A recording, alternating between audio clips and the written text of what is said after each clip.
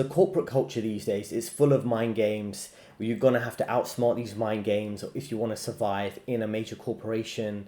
They want to control every aspect of your life, how you think, how you dress, how you conduct yourself when it comes to the workplace environment. They might also be snooping on your personal social media. So you've really got to be careful how you tiptoe these particular scenarios when you're in a corporate environment, if it is your main source of income and you really want to survive there and earn a high salary.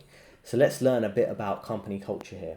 Corporate America has become obsessed with company culture, but those Friday afternoon drinks and team building days are papering over a terrible trend which is making your workplace miserable and stalling your career. I really mean the entire Apple team. I can go out in a retail store and the retail teams.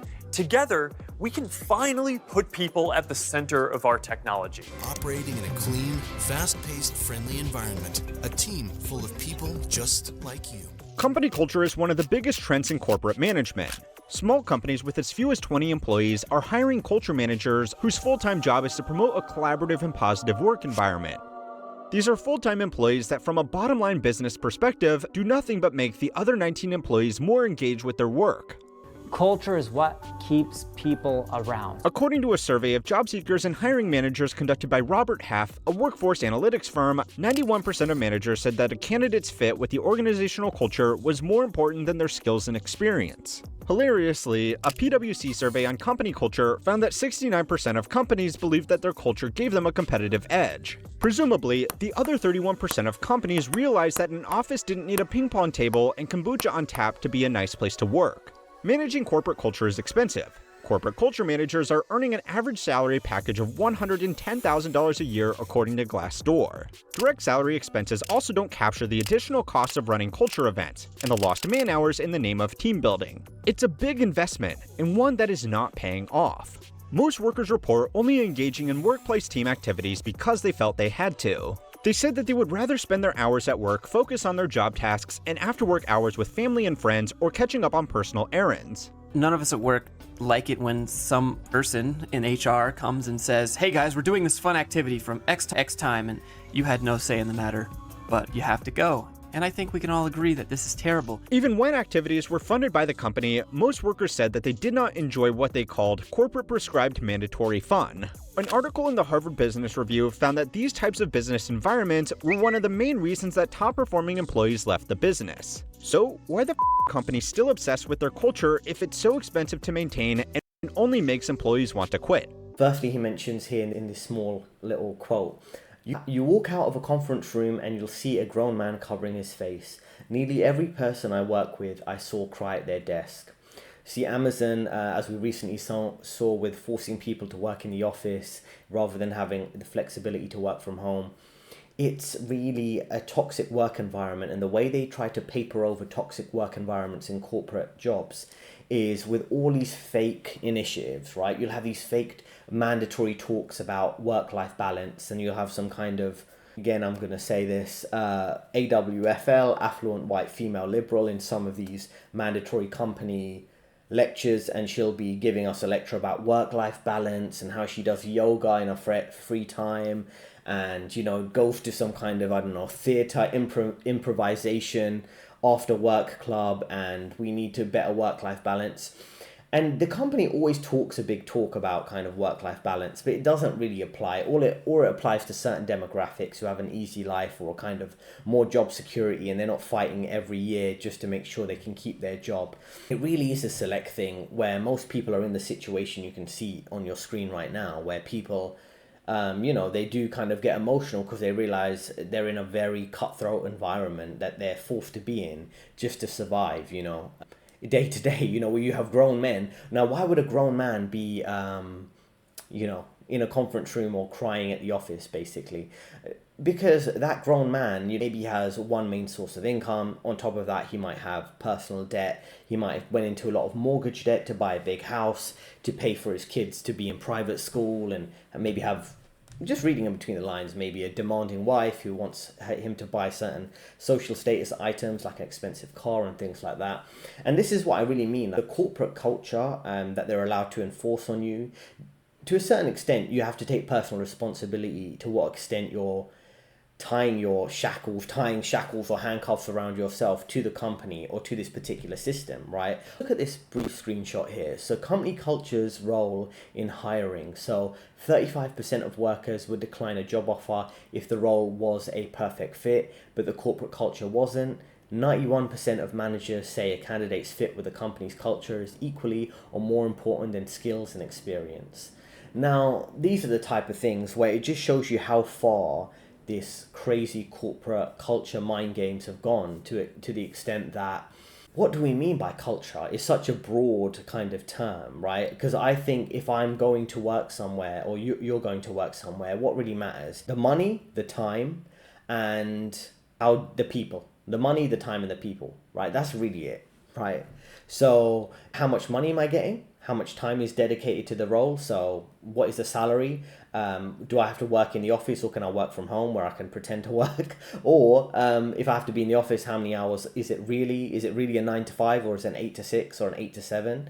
And those are the things you can figure out in a polite way through like the interview and onboarding process. So money, time, and the people. And people would be the culture. That's the only thing. Okay, cool. Does it have lots of middle management? Does it have a lot of bureaucracy to get one simple thing done? You have to go through layers and layers of approval processes just to do a simple piece of work, the type of things. But when we think about how these corporations see it, and this 91% of managers talking about cultural fit, they really mean like how good you are at being social in the workplace, agreeing with the woke agenda, whether that's feminism, liberalism, the rainbow flag community, things like that. Really a measure of, are you willing to obey and participate in that type of culture? Are you going to attend the after work events? Are you good at being a popular person? And the truth is that some of the smartest people and most competent people, they're not going to be the most popular person. They were never the most popular person at high school and on the playground, things like that, right? You might have a highly skilled tech guys, coders, traders, things like that. Some of the guys who have the high technical skills, they might have lower social skills. So rather than just adapt to that and be like, okay, this might be the reality, but let's just get on with things, they're like, no, it's not good enough that you're this super smart, skilled person. You need to be this super popular guy. So you need to watch the same dumb Netflix reality TV shows, whatever, that we watch. And you need to be able to be social about it and come to the after work event, go to Friday drinks and chat with us about our personal life, relationships, and discuss relationship advice, as long as it fits within the feminist paradigm. You need to be good at team building days and be fake nice and be this kind of, like I say, what they want for the man in these corporate environments, which is kind of like a submissive, domesticated house pet. That's what they kind of want for you, right?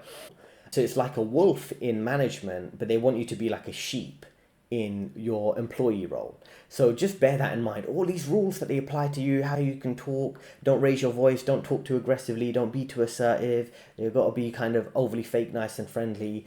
They don't live their life by that. They kind of push that on you so you're easy to manage as a more junior or even middle management employee, right? And it's very interesting how the entire image of someone in senior management is constructed, right? Because I've seen what it's like when they're giving a lecture in a boardroom to senior management and middle management and junior employees versus how they conduct themselves the moment that switches off, and they can have to be ruthless to survive at the top, or just who they generally are, that kind of psychopath personality, right? So it's very interesting seeing that contrast. First reason is that companies don't want to create a company culture. They want to create a company cult. Management at large companies has discovered that they can build an undue level of control over their employees if they control their thinking and behavior in the workplace. Senior management will push the narrative that the company stands for something greater than generating an acceptable rate of return to its shareholders. But that's exactly what it is. It's a business of people serving people. And it was, is, and always will be about the culture of the company. Startups are prone to do this with overly enthusiastic founders that think they are going to change the world. But the Harvard Business Review found again that cult-like behaviors were most common in the largest companies. Apple, Tesla, Nordstrom, and Harley-Davidson were the examples their report gave. Ritualistic behavior is a common characteristic of cults and companies that take their culture too far. We have a lot of companies that really brag about their culture. It's on their website. There's even one company in town, I won't mention their name, but will pay their employees $2,000 if they tattoo sort of the company culture on their bodies. Not a joke. $2,000. It is still mandatory for Walmart employees to recite the company cheer once a day in all of their stores around the country. According to the company, Sam Walton, the company's founder, toured a Korean tennis ball factory in 1975 that started every day with a company chant. Walton, who was obsessed with Asian business culture, liked the idea so much that he made it mandatory in all of his stores. One thing that attracted Walton to businesses in the East was the utter devotion that employees have for their company and its founders. Employees routinely put in twice their salaried hours to impress rigid corporate leadership, a trend that business owners back in America were keen to replicate. Sam Walton's daily chant may be a cup full of concentrated cringe. This has nothing to do with money, really. And it doesn't even have anything to do with profitability, because if a company was focused on profitability, they'll just hire the best employees, give them the work lifestyle that they want. For example, if you have hyper efficient shelf stackers in the case of Walmart, you would figure out who those guys are or woman, and then you say, okay, cool, well, we're going to give these guys extra hours if they want to do extra hours. We're going to give them a bit more flexibility on how they want to work, because they're the best employees doing the job. So it's not focused on that. That's not what they're focused on. Instead of what they're focused on is, okay, how can we control and brainwash people? And this is part of the broader control system that people are living under, if you want to call it the Matrix, as Andrew Tate and people like that want to call it. That is kind of what it's become. It's like, okay, how can we control every aspect of your life? It's similar to the whole wage debt slave thing, where they deliberately put you in debt through student loans and your mortgage, and then they pay you a job that ends up paying just enough for you to pay for the basics, but nothing extra. So it's a whole control system, and this corporate culture is part of the broader corporate control, company and country control system.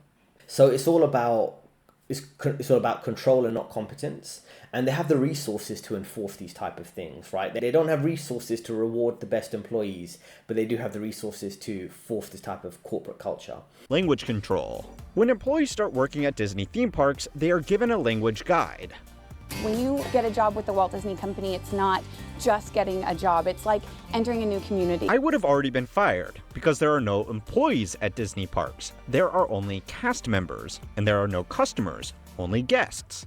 And employees are not at work. They are on stage. Employees are reprimanded from going off script. Disney knows that controlling the language their employees use will get them to put in extra effort around their parks. Disney is not alone. Google employees call themselves Googlers, unless they have just joined, and then they are Nooglers. Amazon employees are Amazonians, and Facebook employees are Metamates. It sounds harmless, and some people might even call it good management, but it's still mental conditioning with an objective. What's even scarier is that it works. I'm sure that you can think of a lot of jargon terms. So it is interesting when you look at this, Amazonians, Googlers, things like that, right? So when it comes to language control, this is similar to what you see in broader society right now when it comes to censorship, gender pronouns, things like that. This establishment understands control, and it's more focused about control than money. And hopefully lots of you between 2020 and 2024 can see how the system is more about control than it is about money. Because if the system was more focused on making money, then they would have just kept you working regardless of the health condition they kept talking about. Instead, what they wanted to do was control every aspect of your life, what you can say, what you can think, where you can move, if you can leave your home or not. They were more focused on that than driving up company profitabilities. Just always bear that in mind. Everything's about control more than money. Money's the secondary thing. Control over your life is what they're most focused on, even with this corporate culture thing. What's interesting is they want you to wipe away your ancestry and your history in a sense, and hear me out on this, right? When it comes to corporate culture, similar to consumerist culture, what they want you to have is certain language and certain rituals that you have to participate in to exist in this society, to work for one of these corporations, to embrace this type of liberal, feminist culture, consumerist culture, however you want to describe it. But they want to wipe away your history. And let me explain that to you. So there might be certain languages and rituals around the company you work at or around the sports team that you might support. But those languages and rituals and rich traditions you might have, those are kind of demeaned and pushed away as kind of backwards. What you do on a Sunday or how to end the workday, focus on our ritual, which would be drinking alcohol, watching Netflix, things like that. They've created their own set of rituals that you have to play along with in a corporate environment too, on, you know, how you speak, how you refer to other people. So it's very biased. It's very biased. It's making everything soft, weak, domesticated. Everybody's treated like a domesticated house pet, and that's very important to understand. Now, one thing I'd encourage all of you, because you are dealing with this type of intense pressure with these company cultures, is making time in your personal life to uphold your own values and traditions, whatever that would be, right? Some of you might be spending time in nature, going on hiking trips, or even doing some things that people might consider would be a bit backwards these days, because you shouldn't let this system push all its rituals on you and you don't have any of your rituals that you uphold. Whatever your traditions are, you should make sure to uphold those values and prioritize those over the corporate culture. So if you have a choice, on a Thursday evening between going to the typical Thursday night work drinks or spending Thursday night doing something that would uphold your personal values, going to the church, going to a temple, spending time doing certain rituals, whatever would suit your traditions, rather look into that and research that, and something that's done over time. The more corporations push their rituals on me, I'm like, I hold back and don't participate beyond what I need to do. And I think, okay, cool, well, what would be my culture's version of that? What would be my ancestors' version of that? Or what would be my perspective on what that value should be? Their best ideas with a $1 trillion company. Goldman Sachs' culture is to be home of the smartest, hardest working people that want to get paid more than everyone else for being better than everyone else. But that culture lets them work their new analysts 80 hours a week, a month straight, because they know the culture they were signing up for. Now, I have worked at Goldman Sachs, and I'd say is Goldman Sachs might give the impression that they give the highest pay, but that's not always necessarily the case. They are aware that people will live off the legacy of working there in the future, right? So you might be able to work at a big brand name company like Goldman Sachs and leverage that to a higher paying opportunity after. And they might be aware of that. So they might not necessarily offer you the highest pay because they'll think you're really gaining a lot from having a brand name company on your resume for the future.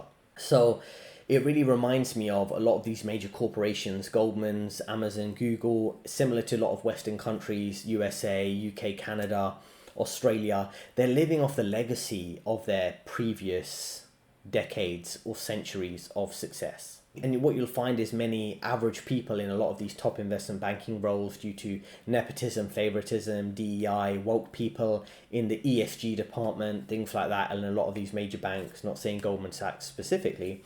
And what they end up doing is kind of overworking and exploiting the junior employees by telling them, this is our company culture, you're really fortunate to be here, it's once in a lifetime opportunity, things like that. And they kind of shame you into playing along with that type of propaganda. Like, if you don't believe it, how can you not believe it? Everyone else believes it. The cult of the culture, it really does exist at a lot of these major corporations, right?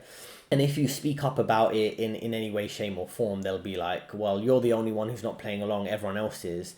And it's like waking up as a member of a cult and no one else realizes they're in a cult, only you do. Pushback over workplace issues has become a lot more serious. Offices have become a lot more diverse and inclusive, and public opinion has shifted to support groups that previously would have been marginalized. This is positive progress, but it's not without challenges. When everybody in an office has a similar background, it's easier to avoid faux pas that will get the company in trouble. In a modern office, what is just a joke to one person will be an attack to another person. Really uncomfortable, man. Whoa, Kayla! Slow down, Speedy. I can't wait to see us in my bedroom later. And if you got time, why don't you swing by my bedroom, huh? We'll see whose you can get done first. Stop. Mine's bigger. You boys are gonna stretch me thin. Okay, what the f? This is literally sexual harassment, okay? Like, how are you okay with this, Kayla? I'm remodeling Rob's bedroom later. When I'm not here, I run a small interior design company. The court of public opinion is very unkind to companies no matter how they handle these situations. Having a strong cultural framework in place can help reduce the chances of these events happening. Stopping bad PR and getting the most work out of the widest possible pool of talent is all the companies really care about, but that sounds too dehumanizing, so they brand it as corporate culture and everybody is happy. A company that makes a big deal about its corporate culture can also use it as a defense when problems do eventually occur. Any corporate apology is bound to include a line about how the company takes workplace culture very seriously, and it holds its people. So what else can we learn from this video, right? So firstly, that focus on diversity, cancel culture, and this is what ends up happening, right? If you're forcing people to play along with this corporate nonsense, this corporate culture nonsense, then what ends up happening is you're going to have skirmishes between people of different beliefs. Like I say, people naturally are tribalistic. People naturally align with people with not only maybe similar races or genders, but similar values. And that's the core thing, right? So one group of people who have a certain sense of values, they're going to have a certain set of jokes because they're going to make jokes about the other groups, for example, right? So this is what ends up happening. You're going to have these very risky environments if you expect people to be in the workplace for long work hours, for after work social events. It's not even clear how you can conduct yourself, right? And I realized the only correct way to conduct yourself, the only correct opinions to have, is to keep a keen eye on what's permissible to be said and which demographic always parrots the correct liberal, feminist, corporate, woke opinion. It's the AWFL, the affluent white female liberal. So anytime you're like, which opinion am I allowed to have on this topic? What does she say? Oh, yeah, that makes sense. Yeah, what she said. Yeah, I agree with that. Yeah, that's what it is, right? Because what I realized is before any other demographic can get in line for any type of perspective or share a different perspective, this demographic will be pushed in the forefront for everyone else to learn from and follow, right? And this establishment will put them on the front line in any of those cases. So, for example, before the rainbow flag community can focus on whatever they're focused on, these AWFLs will be on the front line of that. Same thing with BLM in the corporate environment. A lot of these AWFL white female liberals were somehow pushed in the forefront of that to kind of promote that and encourage other people to participate in that, which was a bit weird, but that's how it operates with all these things. And then something I've been accused of in previous workplace environments is that I'm too serious at work. But it's never clear what joke is appropriate, because a woman can make a joke and it's fine, but if a man makes the same joke, it's not okay. And what you ends up happening is a lot of these simps in the workplace environment, and I would say, from my experience, a lot of men over 40 who don't have to deal with the worst aspects of feminism because they've kind of got a stable job and they're not really competing to climb the corporate ladder up after a certain age. They don't realize how biased the system is against men. So they don't get it. Like, how do you not get like what's appropriate and what's not appropriate? Because what they do, a lot of these guys who are stuck in these marriages where their wife talks all over them, they're used to women treating like that in the office and things like that. They're so normalized in being treated like a second-class citizen, like a domesticated house pet as a man. They don't understand that other men are just not comfortable with that, or they just don't want to participate in that. So if you come across serious at work, there's a reason for that, because you don't want to get cancelled. You don't want to put your job up for line just because you're up for the risk, just because you make a joke. It's all these type of things that like people don't really understand what people in my or your demographic are really going through if you're a man in the workplace environment. And one thing that's important here is companies, as you can see on your screen right now, where Condé Nast is talking about their diversity plan and zero tolerance policy for discrimination in reaction to, I think, some kind of scandal that happened at their company around diversity. The point is, all of these initiatives and this corporate culture is all to protect the company. If an employee passes away due to work stress, they'll say, oh, we don't have work stress. We don't force our employees to work long work hours. We have all these health and well-being lectures that we give. We had an entire lecture series about mental health, and all employees were encouraged to attend. Why did this employee pass away at their desk through a heart failure?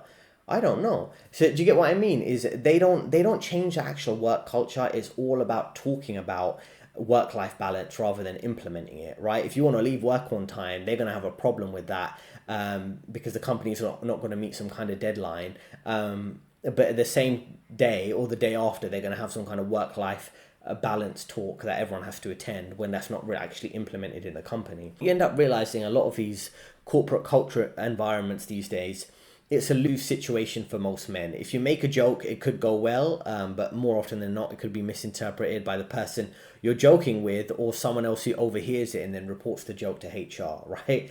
If you participate socially and have genuine opinions, you'll be harshly restricted on your freedom of speech if you're not parroting whatever fits in with the liberal feminist ideology, right? And if you go to work and you just work hard and focus on getting the work done, then you consider you're not a team player because you're not engaging in workplace gossip and chit-chatting with co-workers. So this system is kind of pushing men again and again too far till they hit their breaking point and just want to leave and drop out of the workplace environment. And that's a key thing here. It's like, how much of this ridiculousness can you sustain before you just had enough and you just like, okay, I'm going to do whatever it takes, become a minimalist, drastically reduce my living cost, live in another country. And that's what this system ends up doing. It pushes men to the point where they're just like, okay, I've just had enough. I'll throw away my maybe financial goals of buying a big house and having a family because of the divorce rate, things like that. I'll throw away my aspect of socializing at work because I can be cancelled at any moment. I'll throw away my desire to climb the corporate ladder because I see how cringe it is, and I also see how biased it is against men. So this system keeps pushing men until men basically drop out, and they're fully aware of what they're doing. It's not like an unintended side effect, or they didn't expect it. They want to domesticate you to fit in these environments, or they'll push you out because they're going to see you as a threat. But not if it goes too far. And it can actually hurt company and career success in 3 ways. The first problem is that it can recreate an environment where everybody is the same, even if individualism is what it was trying to promote. Sometimes good ideas are had when not everybody feels 100% comfortable. And if everybody is too in line with the homogenous culture, there won't be anybody to challenge bad ideas. Companies with strong cultures can also isolate new employees and make them feel very awkward. I am sure you have all talked to someone that was just a little bit too into their company. And just love my job. Now imagine working with a whole team of them. It is also a lot of pressure. Most of the stuff you do at your job does not matter. If you file a report late or enter some date wrong, it won't be the end of the world. But if you and all of the people you work with believe that the company is more important than just something that pays your bills, then every little mistake becomes the end of the world. This is terrible for the mental health of employees, but it's also terrible for the company because it disincentivizes free thinking and controlled risk-taking. First thing. So this is a case of what ends up happening when this corporate culture does go too far. It leads to no individualism and a diversity of people of different backgrounds, but ideological singularity, right? There's only one set of opinions that are allowed. Anything else beyond that is considered too, based, too red-pilled, too toxic, too problematic, too far-right, too conspiracy theory, anything like that, right? You have to have this kind of consensus of not good ideas, consensus on what is fitting in within this kind of very tightly constrained corporate environment. And that's why a lot of these companies, they're really struggling to innovate. They're struggling to grow and become more efficient. The only way of becoming more efficient is cutting people's jobs, is saying that we're going to make the workplace environment more inclusive on the basis of diversity. They're not actually innovating. Can you think about some great innovations in the last few years? The only ones I can think of right now is the Elon Musk and him pushing forward with products I don't necessarily buy, but some of his electric cars, the Cybertruck, the solar panels and things like that. And this is what happens when you constrain everything and make everything the same, and you're more focused on control than creativity. You're more focused on crushing the individual spirit than you are innovation. Then you're going to have what you have here, which is this kind of cult that don't come up with anything new, don't build anything new. They're just stuck in this kind of hamster wheel. And that's when you realize this system is really based on that type of environment. They're not focused on any of those things that you think that they would, because that's what you're told they are. They're focused on control. They're focused on control. They're not focused on even profitability. That comes second to controlling every aspect of people's lives. So I guess when you come to the end of this and you think about company culture, what you need to realize is that it's all about, to what extent are you going to play the character and mask who you actually are to survive and climb the corporate ladder. And I think a lot of people realize you can do that to a certain extent for a certain time period. Could you do it for several decades? Let me know in the comments. Could you survive for 40 years, 4 decades of playing a character, masking yourself and your real personality and playing along with this type of corporate culture just to earn an income? That's very interesting. So let me know how you feel about that in the comments, or simply would you leave and work on an exit plan? And that's when we come to my career advice. So I work with clients to provide unique solutions to their particular career conundrums and give them some solution when they have to deal with these type of weird corporate environments that seem to be the norm these days. So if you're interested in that, let me know by clicking the link in description. And there are 2 recommended videos on the screen right now. I'll see you next time.